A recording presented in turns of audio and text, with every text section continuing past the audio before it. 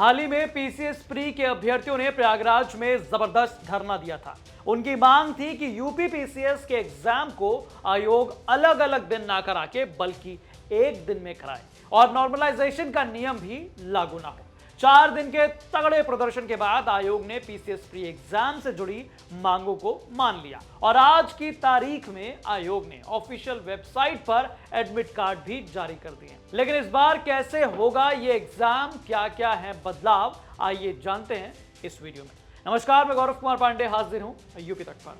शुरू करने से पहले जान लीजिए कि इसके लिए कितना बवाल हुआ। दरअसल बीते 1 जनवरी 2024 को यूपीपीएससी ने सब ऑर्डिनेट सर्विसेज यानी पीसीएस प्रीलिम्स एग्जाम का नोटिफिकेशन जारी किया था।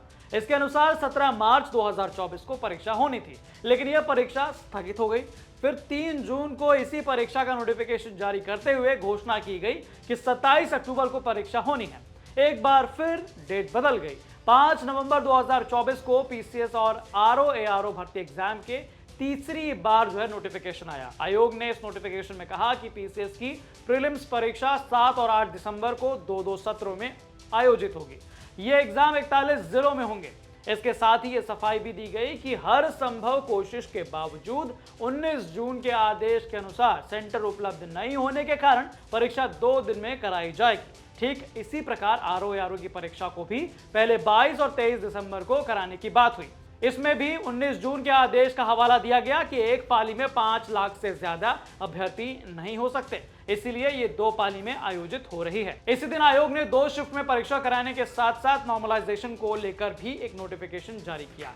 इसमें बताया गया कि 2 या उससे ज्यादा दिनों में होने वाली परीक्षाओं के मूल्यांकन के लिए परसेंटाइल विधि का उपयोग वो किया जाएगा। आयोग ने स्पष्ट किया कि पीसीएस प्रारंभिक परीक्षा 2024 और आरओ 2023 भर्ती परीक्षाओं में नॉर्मलाइजेशन प्रक्रिया अपनाई जाएगी। नॉर्मलाइजेशन फॉर्मूले के अनुसार किसी उम्मीदवार का प्रतिशत स्कोर जानने के लिए उसके प्राप्त अंकों के बराबर या उससे कम अंक पाने वाले सभी उम्मीदवारों की संख्या को उस शिफ्ट में उपस्थित कुल उम्मीदवारों की संख्या से विभाजित किया जाएगा और फिर इसे 100 से गुणा किया जाता है।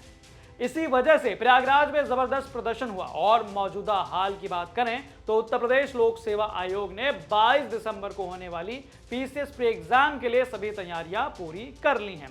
इस एग्जाम के लिए प्रदेश भर में कुल 1331 सेंटर एग्जाम के सेंटर बनाए जाएंगे और इस बार करीब 5,76,154 अभ्यर्थी एग्जाम देने के लिए शामिल होंगे।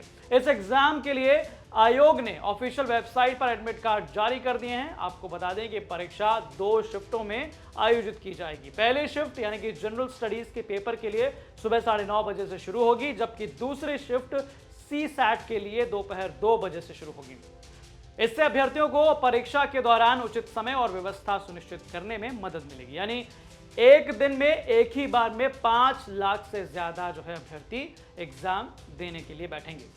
इस बार मेल अभ्यर्थियों को उनके मंडल के बाहर एग्जाम सेंटर दिए गए हैं, जबकि फीमेल कैंडिडेट्स को उनके गृह जिले से बाहर सेंटर दिए गए, यानी कि उनका मंडल सेम होगा लेकिन जिला बदल जाएगा।